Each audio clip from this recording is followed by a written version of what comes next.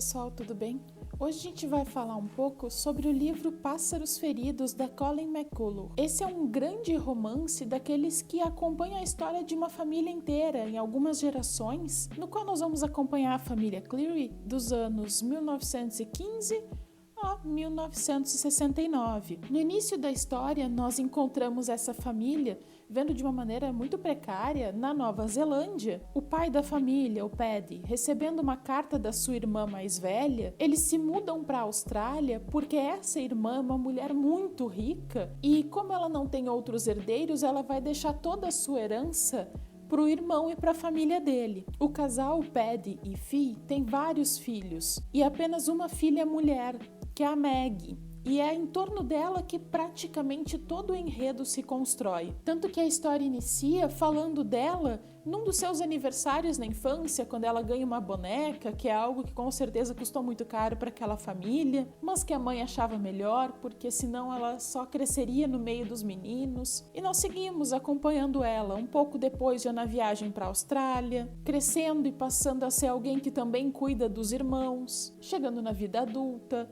se casando, passando por diversas questões que são não só difíceis, mas também muito polêmicas. Esse livro foi publicado em 1977 na Austrália e é considerado um grande romance da história australiana. Ele é daqueles livros, como aqui a gente talvez pudesse falar sobre O Tempo e o Vento do Veríssimo, ou fora falar de 100 Anos de Solidão, que são aqueles livros que são definitivos em falar sobre uma família daquele lugar, mas também colocar a história daquele lugar e a história mundial ali acontecendo. Nós conhecemos muito da Austrália e dos australianos através do que é escrito aqui. Um ponto muito importante são as descrições sobre a Austrália, que são lindíssimas nesse livro. Nós temos vários trechos que vão falar sobre a fauna, sobre a flora e também sobre os eventos climáticos, que ao que parece são sempre grandiosos e muito da personalidade das pessoas acaba sendo moldada exatamente por como as pessoas precisam enfrentar esses eventos.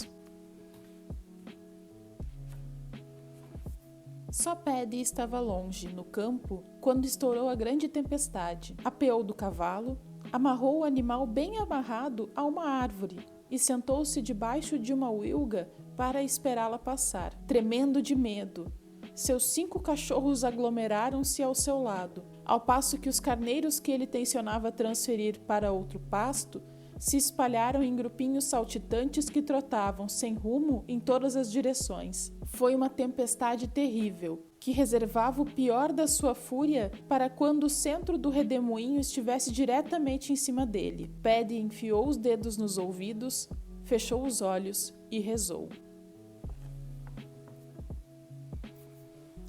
Nós também temos a descrição aqui de uma grande seca, de muitos anos em que não choveu nada na região onde se passa a história. Nós temos muito da cultura no sentido econômico, em que se trata muito sobre as criações de carneiros, sobre o comércio de lã. Também há o crescimento da capital, que, muito embora seja mais longe, é sentido também no local onde eles moram, na fazenda onde eles moram. E também muitos dos aspectos da história mundial perpassam pela história da família mesmo, como por exemplo os filhos de todos os fazendeiros que vão para a Segunda Guerra Mundial. Lembrando que a Austrália faz parte da comunidade gerenciada pela coroa britânica. Então, no momento em que a coroa britânica entra em guerra, soldados de todos os países que se submetem a ela são chamados, inclusive da Austrália. Só depois que o delegado do imperador Hirohito assinou a rendição oficial do Japão, Gillenbaum acreditou que a guerra finalmente se acabara. A notícia chegou no domingo, dia 2 de setembro de 1945, exatamente 6 anos depois que a guerra começara. 6 anos torturantes, tantos lugares vazios que nunca mais seriam preenchidos. E havia aqueles cujos ferimentos não se viam, mas cujas cicatrizes eram igualmente profundas, que tinham partido alegres, esperançosos, risonhos, e voltado calados, falando pouco e rindo menos ainda. Quem teria imaginado, quando ela começou, que duraria tanto tempo e exigiria um tributo tão pesado? Eu não vou conseguir ler muitos trechos do livro aqui, porque em quase todos eles acaba tendo muito spoiler da história. E tem muitos acontecimentos aqui que precisam ser lidos para ser entendidos. Ou então eu precisaria explicar muito da história do livro. Mas os 2 últimos pontos que eu quero falar aqui são 2 pontos bem polêmicos. Um deles é o relacionamento de Maggie com o padre Ralph. O padre é alguns anos mais velho do que ela, e ele era uma pessoa de confiança da irmã de Paddy. Então, quando a família da Maggie chega na Austrália, e Maggie é uma criança nesse momento, o padre já é adulto, ele é um jovem padre, mas é um adulto. E ele se encanta pela menina como uma criança mesmo, como uma filha que ele não poderia ter, talvez. A irmã de Paddy fica com muito ciúme, porque o padre Ralph é um homem muito bonito. Inclusive, esse ciúme que faz boa parte da trama da história ficar ainda mais pesada e muda muito o destino do que a gente imaginou que seria lá no início da história, no início do livro. Assim, Maggie se torna adulta e se dá um momento em que o padre Ralph percebe que ela é uma mulher. E os 2 vivem questões muito polêmicas, porque eles acabam se aproximando demais. Ao menos uma aproximação que não seria permitida dentro da Igreja Católica para um padre. E muitos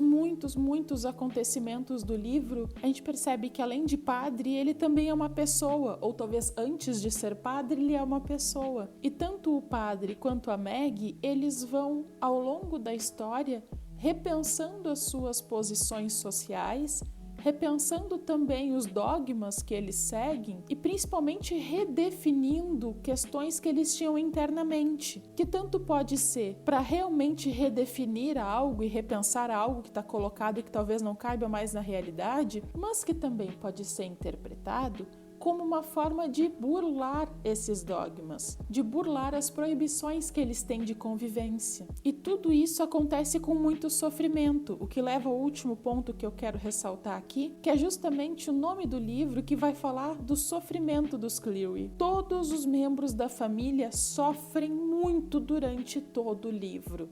Nada é feliz ou fácil para eles. Seus olhos erraram pela sala sem parecer reconhecê-la. Sim, padre, eu estou prestando atenção, disse ela. Fi, que me diz de sua filha? Lembra-se alguma vez de que tem uma filha? Os olhos cinzentos ergueram-se para o rosto dele, e nele pousaram, quase penalizados. E qual é a mulher que se lembra disso? Que é uma filha? Apenas um lembrete do sofrimento, uma versão mais moça de nós mesmas, que fará todas as coisas que nós fizemos, que chorará as mesmas lágrimas.